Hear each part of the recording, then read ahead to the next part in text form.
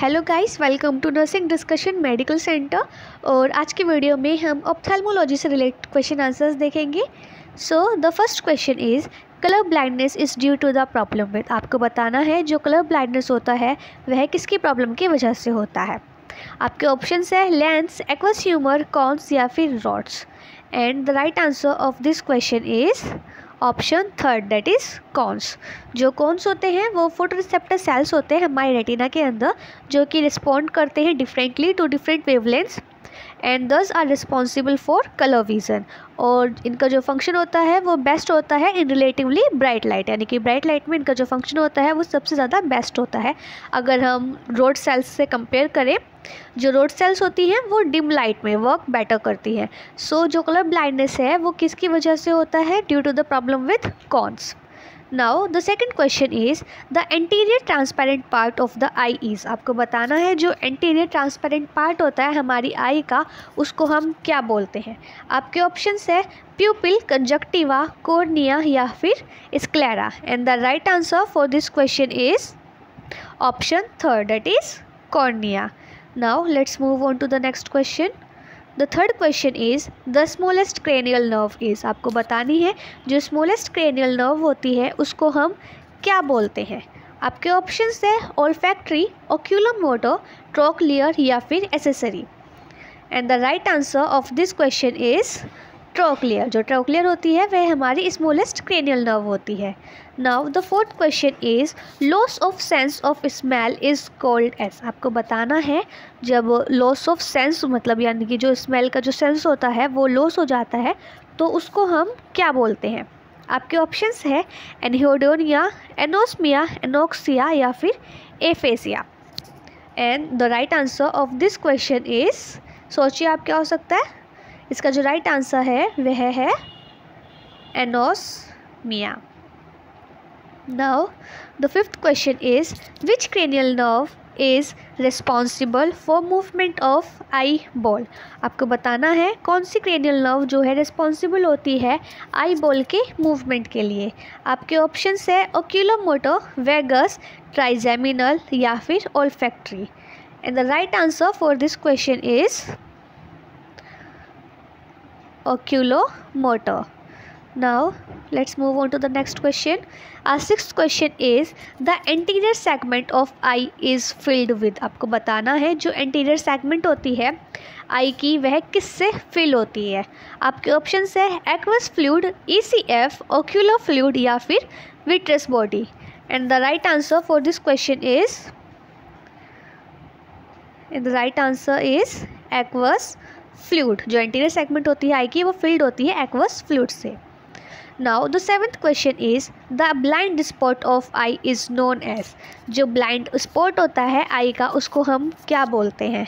ये जो क्वेश्चन है ये काफ़ी टाइम एग्जाम से पूछा गया है। आपके ऑप्शंस है कॉन्स, रोड्स, प्यूपिल या फिर ऑप्टिक डिस्क। और इसका जो राइट आंसर है वह है ऑप्टिक डिस्क। ऑप्टिक डिस्क को जो है हम ब्लाइंड स्पॉट बोलते हैं आई का। Now the eighth question is rod cells and cone cells are associated with dash sensation. आपको बताना है जो रोड और कोन सेल्स होती हैं वे किस सेंसेशन के साथ एसोसिएटेड होती है। आपका ऑप्शन है स्मेल, विजन, हियरिंग या फिर touching. And the right answer for this question is definitely it's vision.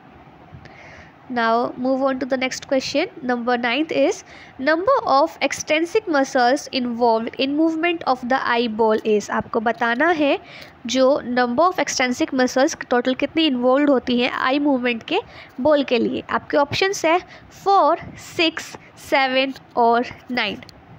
And the right answer for this question is 6. Total 6 extrinsic muscles जो होती हैं वो इन्वॉल्व होती हैं आई बॉल के मूवमेंट के लिए। Now 10th question is hypoglossal nerve is. Hypoglossal nerve जो है वह कौन सी होती है। आपके ऑप्शंस है 6th nerve, 7th nerve, 12th nerve या फिर 9th nerve.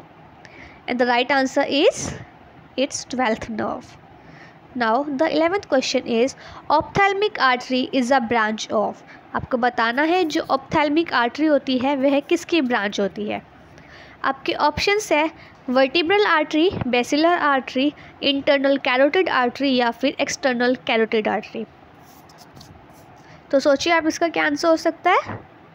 And the right answer for this question is internal carotid artery. Now the 12th question is the light sensitive and pigmented layer of tissue in the eye is known as. जो light sensitive और pigmented layer होती है आई के tissues में, उसको हम क्या बोलते हैं। आपके ऑप्शंस है लेंस, रेटिना, कॉर्निया या फिर आइरिस। सो आई थिंक ये आप बिल्कुल ठीक ही टिक करेंगे और इसका जो राइट आंसर है वह है option second, that is retina. Retina जो है वो लाइट सेंसिटिव लेयर है और जो कि कहाँ पे होती है, at the back of the eye. ये कवर करती है about 65% of its anterior surface. जो फोटो सेंसिटिव सेल्स होती हैं जिनको हम रोड्स और कोन्स बोलते हैं, वो हमारे रेटिना में होती है, जो कि कन्वर्ट करती हैं इंसिडेंट लाइट एनर्जी को सिग्नल्स में, जो कि फर्दर कैरिड आउट होते हैं हमारे ब्रेन में by the optic nerve. The 13th question is which of the following structure alters the size of the pupil। आपको बताना है इनमें से वो कौन सा फॉलोइंग स्ट्रक्चर है जो कि अल्टर्स करता है साइज ऑफ प्यूपिल। आपके ऑप्शंस है सिलियरी मसल्स, आइरिस, कॉर्निया या फिर lens. And the right answer for this question is option second, that is iris. जो आइरिस है वो अल्टर्स करती है साइज ऑफ द प्यूपिल। जो आइरिस है वह एक थिन सर्कुलर स्ट्रक्चर होता है हमारी आई में, जो कि रिस्पॉन्सिबल होता है for controlling the diameter and the size of the प्यूपिल। And दस ये क्या कंट्रोल करता है, जो अमाउंट होता है लाइट का जो रीचिंग होती है द बैक ऑफ द आई, उसको ये कंट्रोल करती है। Now the 14th question is the size of which part of the eye contributes to the controlling the amount of light entering the eye। Question को दोबारा से read कीजिएगा। The size of which part of the eye contributes to the controlling the amount of light entering the eye. आपके options है प्यूपिल, lens, optic disc या फिर macula लूटिया।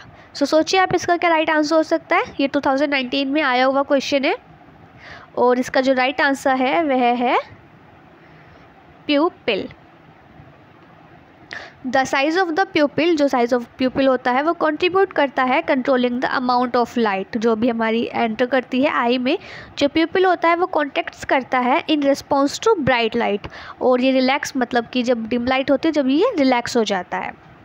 Now the 15th question is which of the following structure controls the amount of light rays entering the eye। आपको बताना है ये जो following structures हैं इनमें से कौन जो है कंट्रोल करता है अमाउंट ऑफ लाइट, मतलब हमारी आइज़ में एंटर करने से।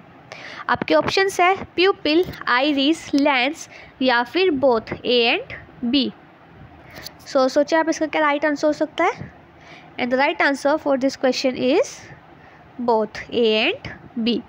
जो आइरिस और प्यूपिल होते हैं वो कंट्रोल करते हैं कि कितनी जो है लाइट जो है वो एंटर करनी है हमारे back of the I when it is very dark. जब बहुत ज़्यादा डार्क होता है आर प्यूपिल्स जो होते हैं वो वेरी लार्ज हो जाते हैं, लेटिंग इन मोर लाइट, जिससे कि मोर लाइट जो है वो अंदर आ सके। जो प्यूपिल साइज होता है वो कंट्रोल होता है by the dilator and the sphincter muscles of the iris.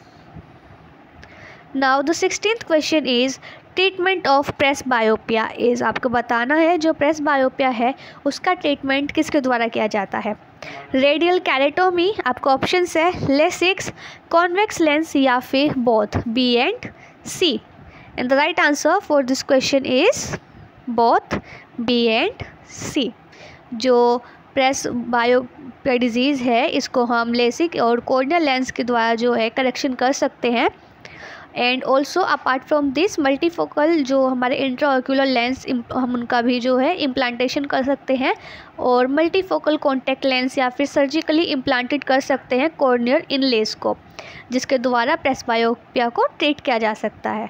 Now 17th question is enophthalmos is due to palsy of. आपको बताना है जो एनोफ्थेल्मिस होता है वो किसकी वजह पाल्सी से होता है। आपके ऑप्शंस है levator palpebrae superioris, superior tarsal muscle, orbitalis muscle या फिर inferior tarsal muscle. And the right answer for this question is option third, that is orbitalis muscle. Now the 18th question is ptosis results from trauma to which nerve. आपको बताना है जो पिटोसिस होता है वह किसके ट्रॉमा की वजह से, मतलब जो हमारी नर्व होती है किसका इसमें जो है जो डैमेज होती है वो कौन सी नर्व है। आपके ऑप्शन है 3rd, 4th, 7th या फिर 8th। And the right answer for this question is first. जो प्टोसिस होता है वो हमारे 3rd क्रेनियल नर्व के डैमेज होने की वजह से होता है। Now the 19th question is diabetic cataracts occurs due to accumulation of. आपको बताना है जो डायबिटिक कैटरेक्ट होता है वह किसके एक्यूमुलेशन की वजह से होता है। आपके ऑप्शंस है फ्रक्टोस, गैलेक्सिटोस, ग्लूकोस या फिर sorbitol. And the right answer for this question is, सोचिए आप क्या हो सकता है। और इसका जो राइट आंसर है वह है sorbitol. Option 4th is the right one.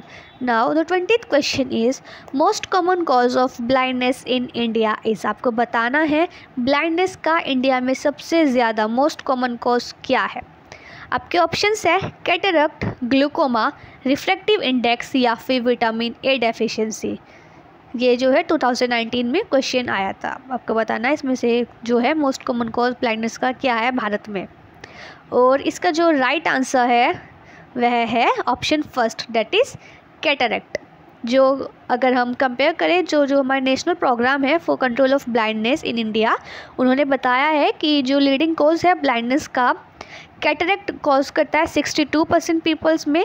Refractive errors जो होता है वो 20% लोगों में पाया गया है। ग्लूकोमा 6% में। और जो भी सर्जिकल कॉम्प्लिकेशंस या फिर कॉर्नियल ओपेसिटीज़ वगैरह होती हैं वो सिर्फ 1% केसेस में मिले हैं। Now thank you, and if you like my channel and my video then please subscribe to it and hit the bell icon to get my instant updates. Thank you.